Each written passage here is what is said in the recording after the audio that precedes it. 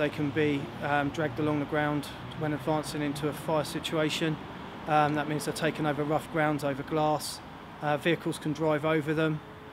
When handling hose, if they're charged, we don't use our hands, because the pressure of the hose could then crimp the hose over the hand and could break your fingers. So therefore, to straighten the hose line as much as possible, to create efficiency, we have to use our feet. Therefore, going over the glass and the rough ground, it can perforate the hose lines.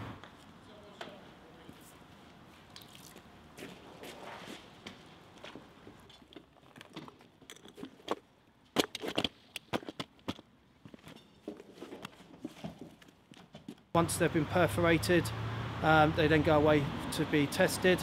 They're then repaired. After a few repairs, they come to a point where they no longer work to the right standard that we require.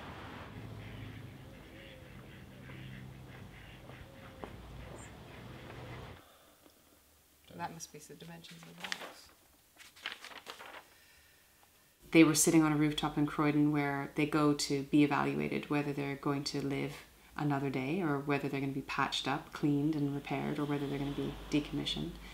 And they were just sitting there coiled up and absolutely stunning. And they still looked useful to me and they still looked beautiful to me. And I thought there has to be a better life for them. You know, they're heroic materials. They need more than just landfill. It's undignified that they go to landfill.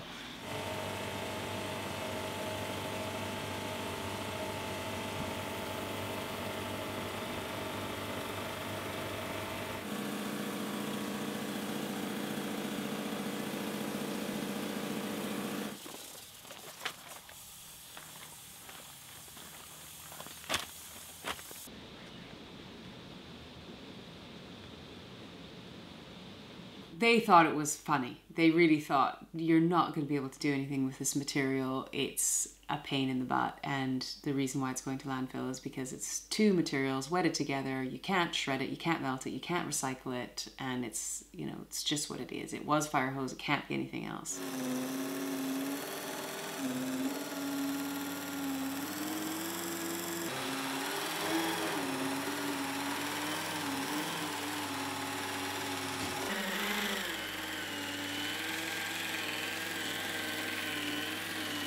I love that reaction that people just don't believe it, because that to me means we've truly transformed it. It isn't one of these, yeah, I was able to turn this bag into another type of bag. You know, there is true transformation there.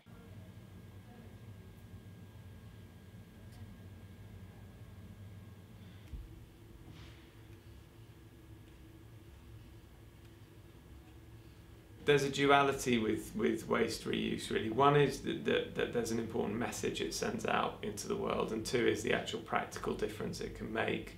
And sometimes you can be accused, when you're working in that way, of doing something that feels very small in scale.